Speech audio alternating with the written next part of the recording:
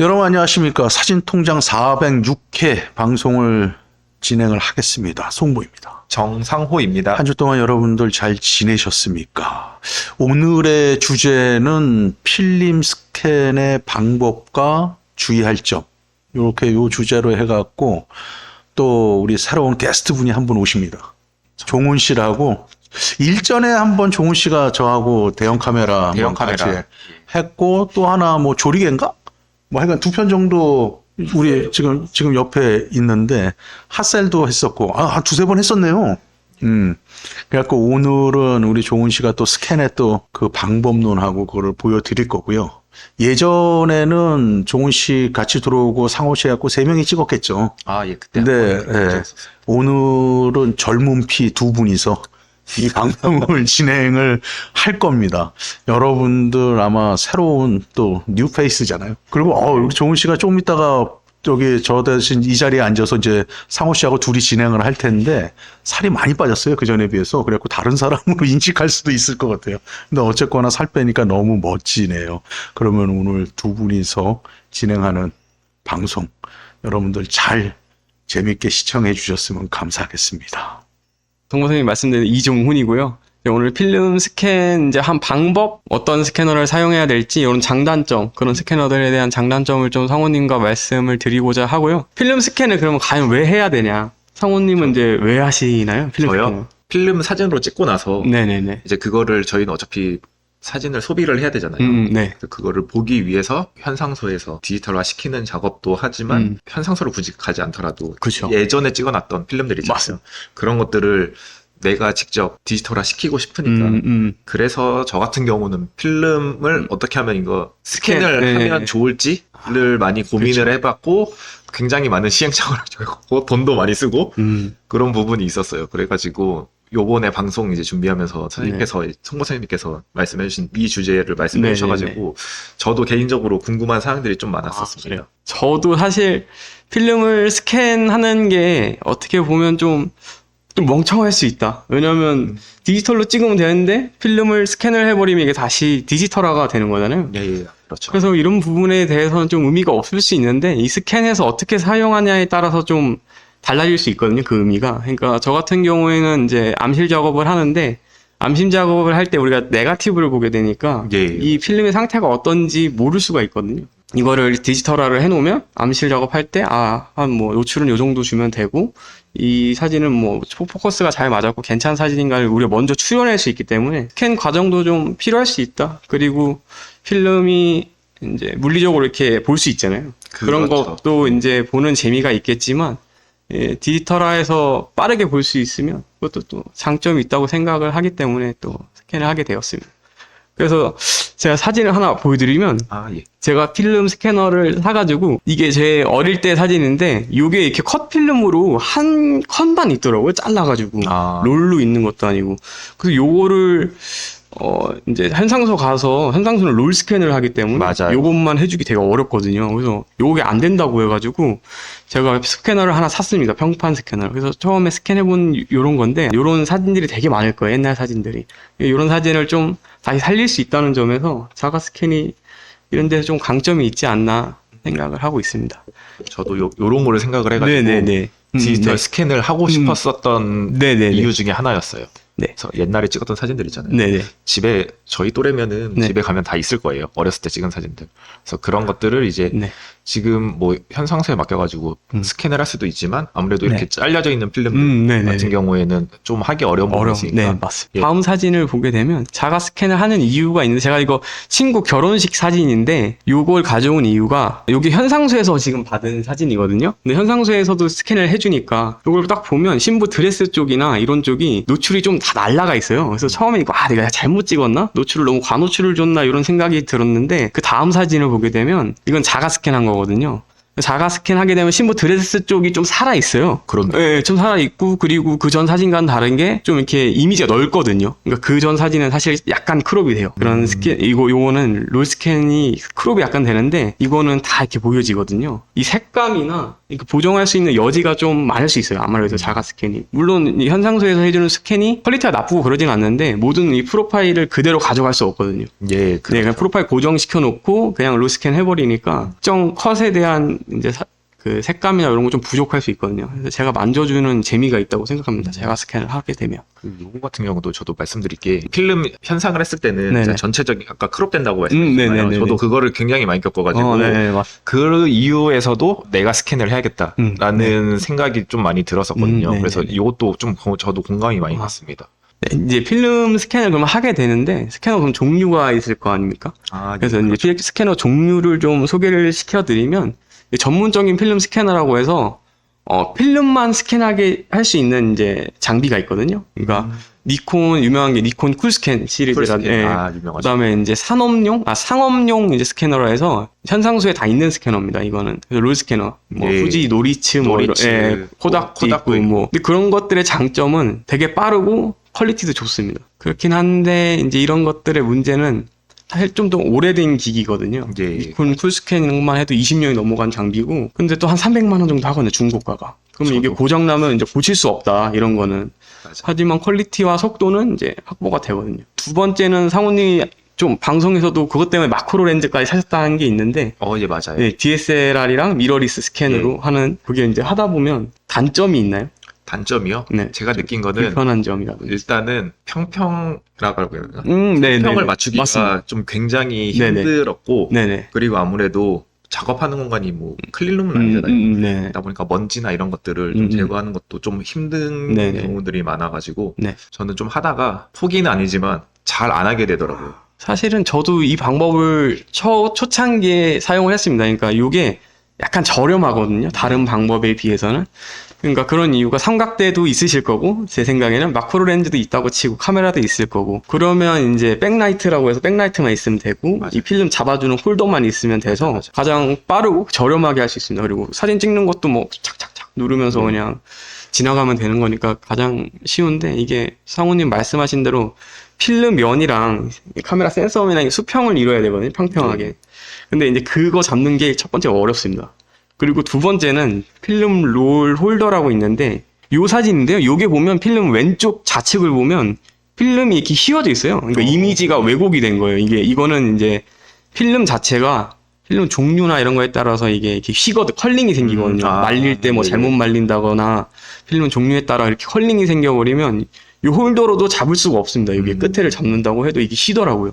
그럼 저렇게 왜곡이 생기거나 이런 문제가 발생하기 때문에 이런 것만 잘 해결만 하면 가장 저렴한 가격에 마크로 렌즈나 이런 거 퀄리티가 좋잖아요. 예. 가장 이제 퀄리티가 좋게 스캔할 수 있는데 그거 말고는 좀 장점이 없습니다. 예, 이거 단점이 굉장히 많은 게 저도 느낀 게 아까 말씀해 주셨듯이 저렴하게 하려면 저렴하게 할 수 있는데 조금 더 이제 고퀄리티로 하고 싶으면은 이제 미러리스나 뭐 DSLR로 할 수 있는 장비들을 팔거든요. 네네네. 그런 것도 생각보다 그렇게 저렴하지가 않아요. 스탠드도 그렇고 맞습니다. 삼각대도 진짜 공간이 넓지 않으면은 하기가 좀 굉장히 힘들어서 저도 이제 책상에 올리는 그런 스탠드로 하려고 했더니 또 가격이 뭐 한 3-40만 원씩 금방 하고 또 필름 홀더나 뭐 렌즈 앞에 끼워가지고 하는 그런 것들도 2-30만 원씩 다 훌쩍 넘어가지고 이럴 바에는 그냥 스캐너를 사는 게 낫지 않나 하는 생각이 많이 들더라고요. 아까 말씀드렸다시피 뭐 이렇게 살 게 많고 준비할 게 많다 보니까 이게 뭔가 그것들이 이제 불안정성? 그러니까 그런 게 계속 많아지는 것 같아요. 물론 그런 게 잘 잡혀 있으면 이제 되게 빠르게 할 수는 있거든요. 맞아요. 근데 이제 그런 데서 좀 오차들이 많다. 좀 불안정성이 높다라는 걸 말씀드리고, 그다음에 제가 이제 가장 추천드리는 거는 이제 플랫베드 스캐너라고 해서 평판 스캐너입니다.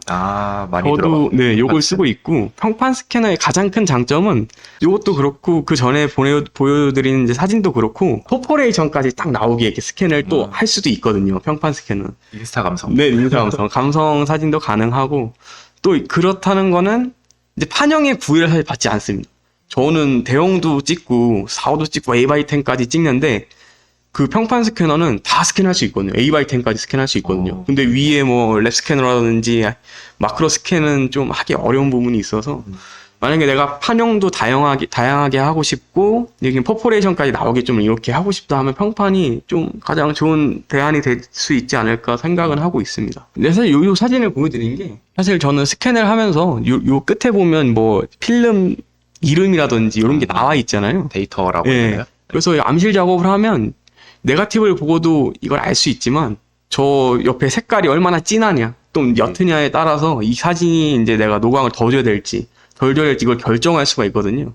그때 이렇게 디지타이징을 해가지고 미리 이제 결과를 예견할 수가 있는 거죠. 그런 부분을 좀 사용하고 있으면서 다음 사진을 보게 되면 이건 되게 글씨가 아예 안 보이고 그렇네. 예, 밝게 찍힌 겁니다. 밝게 찍혀서 이걸 어둡게 줄이니까 이 글씨가 안 보인 겁니다. 예, 그래서 그 다음 사진 네거티브. 네네 네거티브니까 예. 반대인 거죠. 그 다음 거에도 글씨가 좀 보이죠. 위에. 그러니까 요거는 약간 노출이 잘 맞은 거. 그러니까 노광은 어느 정도 줘야겠다. 이런 판단이 서더라고요. 저는 하면서. 그래서 이렇게 디지타이징 하고 있고 그래서 잘 보면 저 하늘에 보면 막 먼지 같은 게 있어요.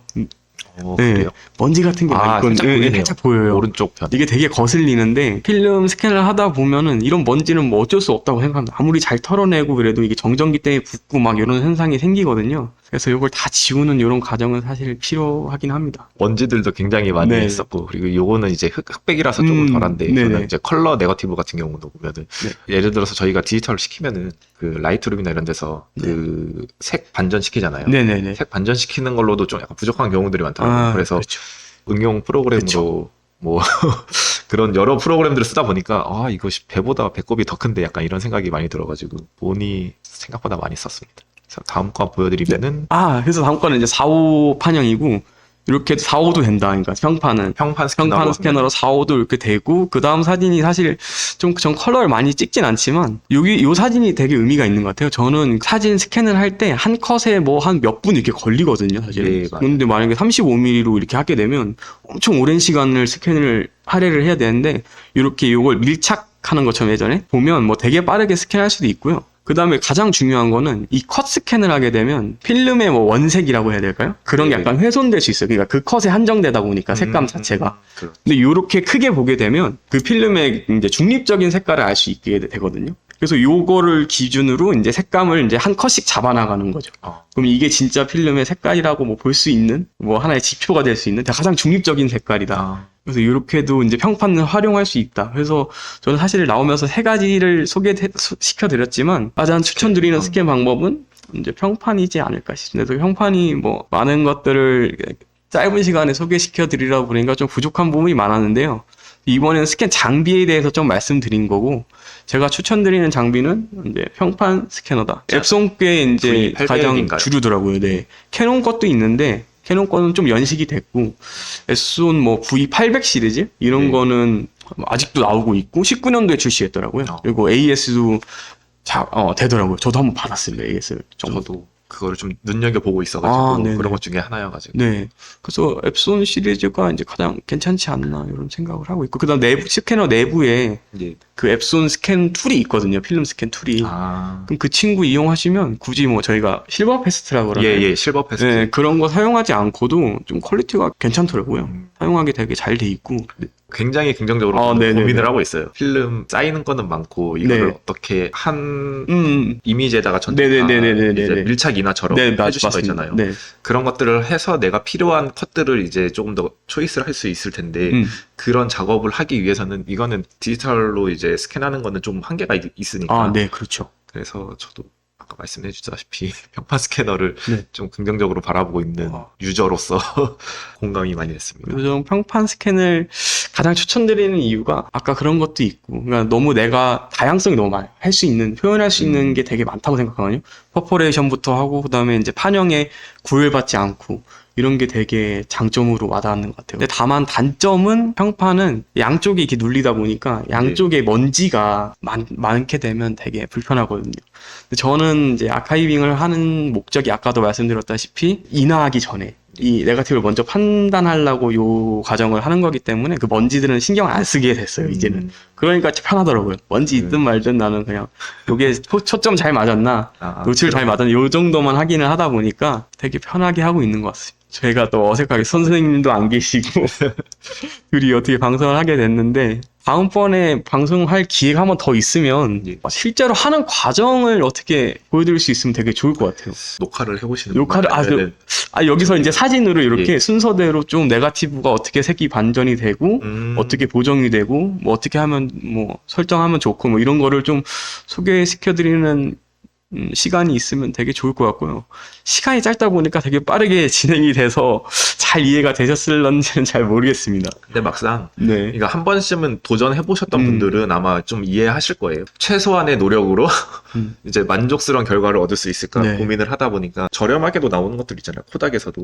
네, 맞습니다. 필름이 지나가는 필름 이렇게 넣어가지고 그냥 한 하나씩 찍는 거 있거든요. 그거 같은 경우는 저는 생각보다 하는 시간 대비 결과물은 그냥 나름 만족했지만 그래도 조금 더 이제 고퀄리티를 만들고 싶어가지고 이제 미러리스로 이제 찍으려고 했던 거고 실제로 해보기도 했고 이제 조금 이제 말씀해주신 것처럼 평판 스캐너의 장점들을 조금 저도 알게 되면서 이제 그쪽으로 넘어갈까 고민을 하고 있습니다. 아마 평판 스캐너가 가장 저렴하면서 가장 좋은 결과물을 낼 수 있는 스캐너가 아닐까 싶고요. 그 이상 되는 스캐너들은 사실 저희가 사용하기, 가정용으로 사용하기 좀 어려운 부분이 있어서 평판 스캐너 가장 추천드리고 제가 사실 이번 방송을 준비하게 된 이유가 그 전 방송인가요? 댓글에 스캔에 대한 뭐 내용을 좀 방송해주면 좋을 것 같다 이렇게 말씀하셨는데 선생님께서는 이제 스캔을 이제 주로 하던 시대가 아니다 보니까 저희한테 한번 준비를 해보라고 해서 제가 준비를 해봤는데 부족한 점이 좀 많은 것 같습니다. 다른 분들도 이제 각자 어떻게 하시는지 좀 한번 댓글 남겨주시면 저희도 배우고 있으면 그 참고해서 해보기도 하고